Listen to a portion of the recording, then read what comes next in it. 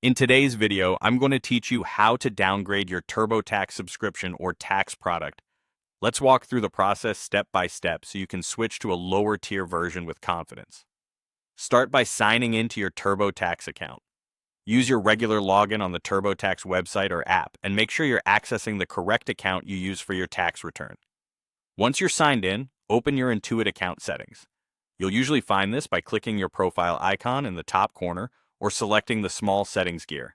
If you're currently inside a tax return screen and don't see these options, look for your initials or a user menu to return to the main account area first. In your account settings, look for a section labeled Products and Billing or Managed Subscription. The wording can vary slightly, but this is where TurboTax shows your active tax product, any add-ons, and your billing details. Open that section to review your current plan. Inside Products and Billing or Managed Subscription, find the option to change your current tax product or subscription. Select the choice to downgrade, and you'll see the available lower tier options, commonly moving from Premium to Deluxe or to the free edition if your situation qualifies. TurboTax may display a comparison so you can see what features you'll keep and what you'll lose as you move down a tier. Take a moment to read this carefully so there are no surprises later.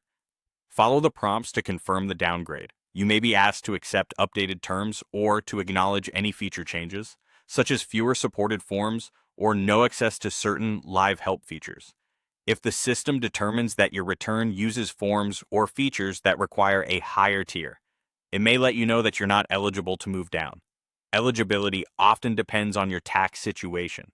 Simple returns are more likely to qualify for lower tiers, including free. After you confirm, TurboTax updates your product level. You should see a confirmation in your account or reflected in the header of your return.